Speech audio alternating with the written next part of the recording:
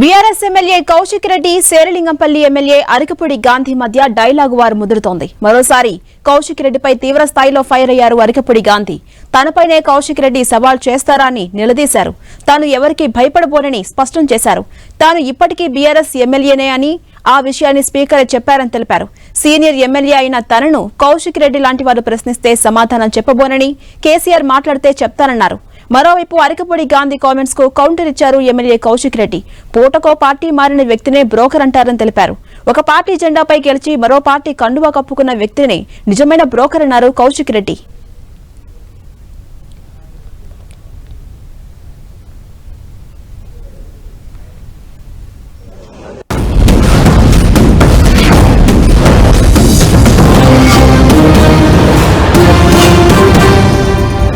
నేను బీఆర్ఎస్ శాసనసభ్యుడిగా గెలిచా.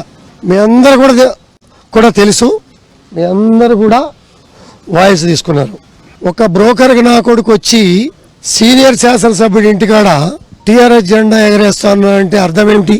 వీడు బీఆర్ఎస్ పార్టీలో ఎన్ని రోజులైనా జాయిన్ అయ్యి హైదరాబాద్ నుంచి ఢిల్లీ దాకా రాబోయే ఎలక్షన్లో 10 ఎమ్మెల్యేలు గవర్నమెంట్ ఫామ్ చేయడానికి తగ్గుతాయేమో. తగ్గితే నాకు మంచి పరిచయాలు కాంగ్రెస్లో ఉన్నాయి. నేను 10 మంది ఎమ్మెల్యేలను తీసుకొస్తా. నా చుట్టాలు ఉన్నారు.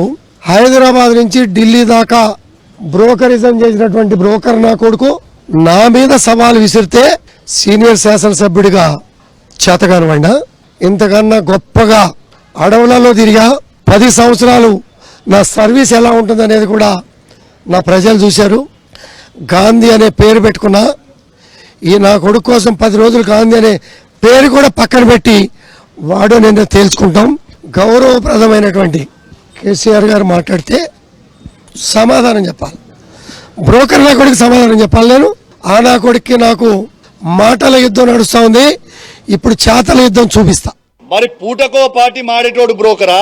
ఒక బీఫామ్ మీద గెలిచి అదే పార్టీకి అండగా నిల్చున్నాడు బ్రోకరా? ఒక్కసారి నువ్వు ఆలోచన చేసి చెప్పు. నీకంటే ఎక్కువ తిట్టగలుగుతా. నువ్వా నేనా మొగోన్నా చూసుకుందామన్నావు.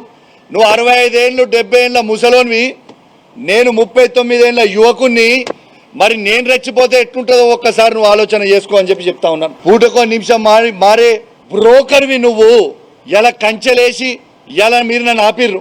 నిర్సిగ్గుగా నిర్లజ్జగా నువ్వు మాట్లాడే మాటలు యావత్ తెలంగాణ ప్రజలు మొత్తం కూడా వింటా ఉన్నారు.